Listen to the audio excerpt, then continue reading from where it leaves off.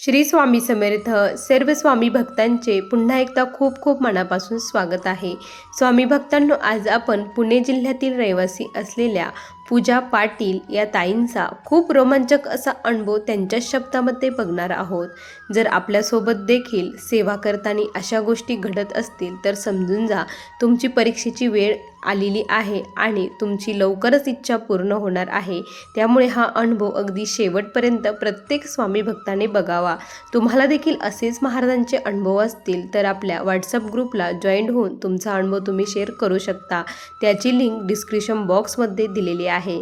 ताई म्हणतात, सर्वप्रथम सर्वांना श्री स्वामी समर्थ. अनंतकोटी ब्रह्मांड नायक राजाधिराज योगीराज परब्रह्म भगवान श्री स्वामी समर्थ महाराज यांच्या चरणी कोटी कोटी प्रणाम. स्वामी भक्तांनो, आज मी तुम्हाला माझ्या जीवनातील महाराजांनी मला दिलेले खूप मोठे अनुभव शेअर करत आहे. स्वामी परीक्षाही खूप बघतात आणि त्या परीक्षेमध्ये आपल्या भक्ताला पास देखील करतात. आपली साथ महाराज कधीच सोडत नाही. स्वामी भक्तांनो, मी पुणे जिल्ह्यातील रहिवासी आहे. माझे नाव पूजा पाटील. मी स्वामी सेवेत कशी आले हे तुम्हाला सर्वप्रथम सांगते. मी 2005 साली महाराजांच्या सेवेमध्ये आले. म्हणजे स्वतःहून महाराजांनी मला त्यांच्या सेवेत घेतलं असं म्हणायला देखील हरकत नाही. 2005 साली माझ्या जीवनामध्ये एक अशी घटना घडली की ती मी कधीच विसरू शकणार नाही. माझी जी मुलगी आहे ती 5 वर्षाची होती. अचानकपणे तिला ताप आला आणि तिचा ताप मेंदूमध्ये गेला. तिचा ताप मेंदूत गेल्यामुळे ती मला सोडून गेली. त्यामुळे मला प्रचंड दुःख झाले. त्या दुःखातून मी बाहेरच निघू शकत नव्हती. मी खूप डिप्रेशनमध्ये गेली होती. कारण पोटचा गोळा गेल्यानंतर काय दुःख, काय वेदना असतात ही एकच आई समजू शकते. आणि त्यातून मी बाहेर पडत नव्हती. अक्षरशः मला ज्या काही झोप येण्याच्या गोळ्या आहे त्या देखील सुरू करण्यात आल्या होत्या. कारण रात्रीची मला झोप लागत नसायची. माझी मुलगी सारखी मला आवाज देत आहे असे भास मला होत होते. त्यावेळेस माझी आत्याची जी मुलगी आहे ती मला भेटण्यासाठी आली होती आणि तिने मग मला महाराजांविषयी सांगितलं, तू स्वामींची सेवा कर, तू यातून बाहेर निघशील. जे घडणार होतं ते घडून गेलं, पण आता तुझं जीवन पुढं चांगलंच आहे. जे आपल्यासाठी चांगलं आहे तेच घडतं असं तिने मला खूप समजून सांगितलं. तुला याच्यातून बाहेर निघण्यासाठी तू महाराजांचीच सेवा कर असं सांगितलं. कारण तू याच्याकडे बघ, तू जर माझ्या मिस्टरांकडे त्यांना तुला जर काही झालं तर ते कसे जगणार, ह्यात तिने मला खूप समजून सांगितलं. आणि त्यानंतर तिने मला स्वतःहून महाराजांचा फोटो, माळ आणि स्वामीचरित्र दिलं आणि महाराजांची सेवा मी सुरू केली. पण माझं सेवेमध्ये अजिबात मन लागत नव्हतं. तिथे बसलं की मी कधी इथून उठेल असं मला व्हायचं. एक माळ जप केला की मी लगेच तिथून उठत असायची. सुरुवातीला असं माझ्यासोबत घडत होतं, पण हळूहळू दिवस गेले. 1 वर्षाचा काळ पलटून गेला. त्यानंतर मग आणखी दुःख आयुष्यामध्ये येऊ लागले. कारण मला प्रेग्नेन्सी राहत नव्हती. सुरुवातीला जी मुलगी झाली तीही खूप ट्रीटमेंट ठेवून आम्ही ती प्रेग्नेन्सी ठेवलेली होती. त्यामुळे दुसरी प्रेग्नेन्सीही मला राहत नव्हती. जिथे अगोदर ट्रीटमेंट ठेवली होती तिथे ट्रीटमेंट सुरूच होती. म्हणून ती मला म्हटली, अगं तू गुरुचरित्राचे पारायण कर, सर्व काही व्यवस्थित होईल. आणि मग मी गुरुचरित्राचं संकल्पित पारायण करायला घेतलं. आणि तिने सांगितलं, ज्या ठिकाणी गुरुचरित्राचं पारायण होतं तिथे दत्त महाराजांची एकदा तरी आपल्या भक्ताला दर्शन महाराज कुठल्या ना कुठल्या रूपात कशा कशा पद्धतीने देतात म्हणजे देतात असे तिने मला सांगितलं. माझं पारायण चालू होतं. पारायणाचा 4था दिवस होता आणि मी हॉस्पिटलला गेलेली होती. डॉक्टरांनी त्या दिवशी मला हॉस्पिटलला बोलवलं होतं. तिथे गेली. त्यानंतर हॉस्पिटलमधून आम्ही गोळ्या औषध वगैरे सर्व काही घेतलं. हॉस्पिटलच्या बाहेर आलो. एक खूप वृद्ध म्हातारी आजी तिथे बसलेल्या होत्या. त्यांनी आमच्याकडे बघितलं आणि आम्हाला इशारा केला, त्यांच्याकडे बोलवलं. आता यांनी कशासाठी बोलवलं मला खूप म्हणजे हेच वाटलं की त्यांना अक्षरशः हात देखील त्यांच्यावरती येत नव्हता, इतकं त्यांचं वय झालेलं होतं. त्यांनी फक्त एकच केलं की तुझ्याकडचे 10 रुपये मला दे असं त्या बोलल्या. मला वाटलं की नेमकी काय असं म्हणतात. त्यांनी ते 10 रुपये घेतले आणि त्यांच्याकडचे जे 10 रुपये होते ते मला दिले आणि आमच्या दोघांच्या डोक्यावरती त्यांनी हात ठेवला आणि लवकरच तुझी इच्छा पूर्ण होईल असे शब्द त्यांच्या मुखातून निघले. आणि त्यानंतर खरंच काय आश्चर्य की दुसऱ्याच ज्यावेळेस मी दुसऱ्या महिन्यामध्ये हॉस्पिटलला गेले त्यावेळेस मला प्रेग्नेन्सी डिटेक्ट झालेली होती. खूप आनंद झाला आणि महाराजांची सेवा करायला मी सुरुवात केली. आता खऱ्या अर्थाने महाराजांची मनापासून सेवा माझी सुरू झालेली होती, कारण त्या वृद्धबाईच्या रूपामध्ये येऊन महाराजांनी आशीर्वाद मला दिला होता. माझं जे काही गुरुचरित्र पारायण होतं ते सफल झालेलं होतं, त्यामुळे माझा विश्वास खूप दृढ झाला. त्यानंतर मला आता सेवेमध्ये जेव्हा मी बसायची त्यावेळेस देखील मनामध्ये खूप खूप वाईट विचार येऊ लागलेले होते आणि त्यानंतर आळस यायचा, कंटाळा यायचा, सेवा करू वाटत नव्हती, असं होत होतं. मला असं वाटायचं खूप सेवा करावी, पण जेव्हा मी देवघरापुढे बसायची त्यावेळेस माझी इच्छाच होत नसायची. लवकर मी तिथून उठण्याचा प्रयत्न करू लागले होते. मला हे बंद करायचं होतं. हे माझ्यासोबत का बरं घडत आहे याचे मला उत्तर पाहिजे होते. त्यासाठी मी माझ्या बहिणीला कॉल केला आणि तिला विचारलं की माझ्यासोबत असं घडत आहे. महाराजांनी एवढी छान प्रचिती मला दिली, पण मला त्यांची खूप सेवा करायची आहे, पण माझ्यासोबत असं का बरं घडतं. त्यावेळेस तिने सांगितलं, ज्यावेळेस असं घडतं त्यावेळेस समजून जायचं की आपण योग्य पद्धतीने चाललेलो आहोत, कारण आपल्यातील जे षड्रिपू आहे त्यांचा नाश महाराजांच्या श्री स्वामी समर्थ या मंत्राने होतो. महाराजांच्या चरित्राने महाराज त्यांचा नाश करत असतात. वर्णिता समर्थांचे गुण नाना दोष होती दहन, सांगता वाचता ऐकता वक्ता श्रोता दोघेही. तिने ही ओवी मला त्या दिवशी सांगितली. त्यावेळेस मला खूप छान वाटलं की खरंच माझ्यातील जे विकार आहे ते महाराज नाहीसे करतात, त्यामुळे अशा गोष्टी घडत आहे. तिने हे देखील सांगितलं की ही परीक्षेची वेळ आहे, या परीक्षेच्या वेळेमध्ये आणखी सेवा वाढवायची असते, सेवा करायची असते. जरी मन लागलं नाही, मन तिथे जागेवर नसलं तरी सेवा करायची, सेवा मात्र सोडवायची नाही. तिने जसं सांगितलं तसंच मी सुरुवात केली. माझं मन जरी लागलं नाही, मन जरी भटकत असलं तरी मी महाराजांपुढे उठत नव्हती. मी कंटिन्यू माळजप करत होती आणि माझ्या पोटावरती हात ठेवून करत होती. महाराजांना एकच मागणं होते, काही द्या, मुलगा द्या किंवा मुलगी द्या, पण सुखरूप व्यवस्थित होऊ द्या, एवढंच सर्व काही त्यांच्याकडे मागणं होतं.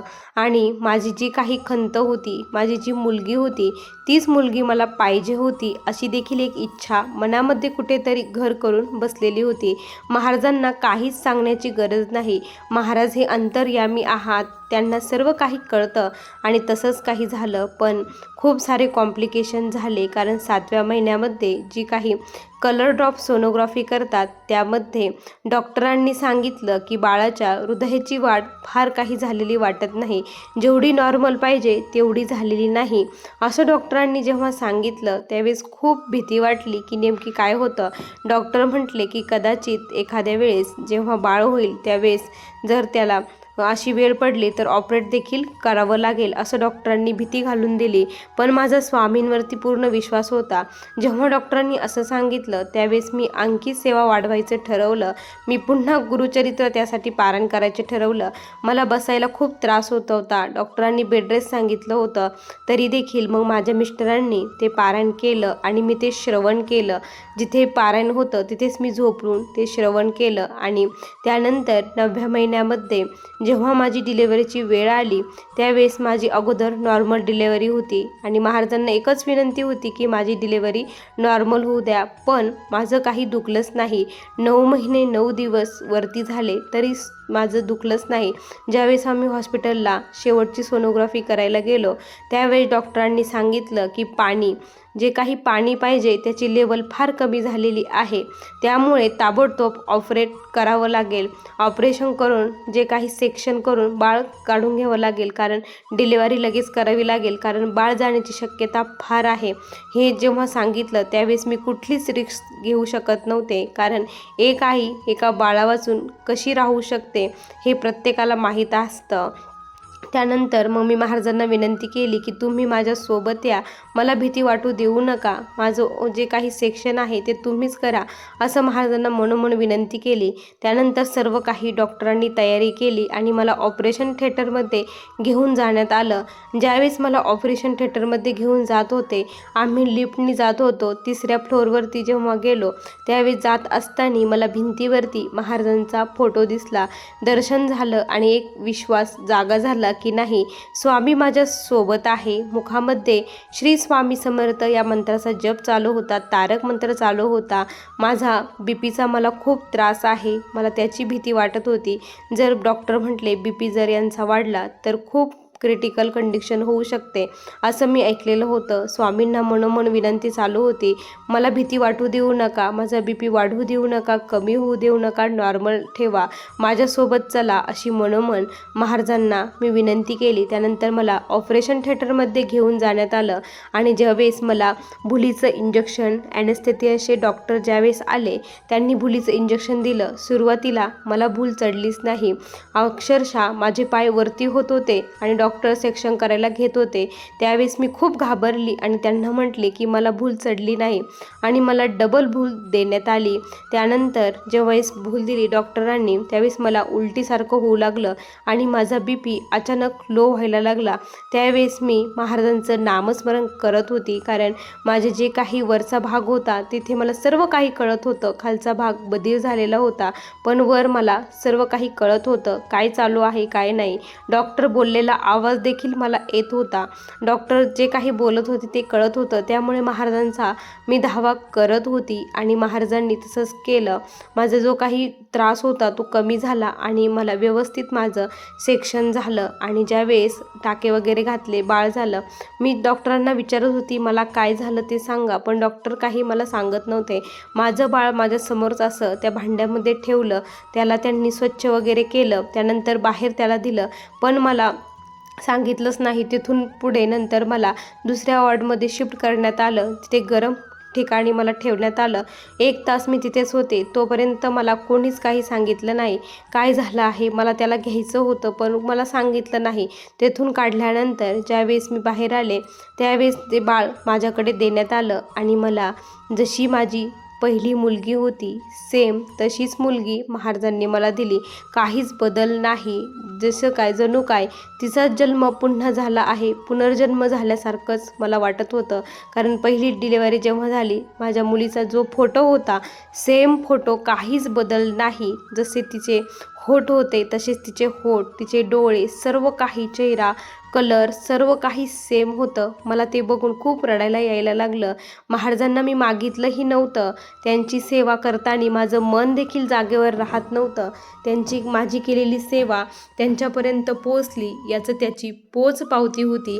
कारण त्यांना मागितलं नव्हतं की मला मुलगी द्या आणि माझ्या मनात कुठेतरी होतं पण की मला माझी जी मुलगी आहे सुरुवातीची तीच मुलगी पाहिजे आणि स्वामीने ते ओळखलं होतं आणि माझं दुःख हे खूप कमी केलं होतं. महाराजांनी पुन्हा माझ्या मुलगी देऊन माझं जे काही गेलेलं सुख होतं ते पुन्हा मला वापस दिलं.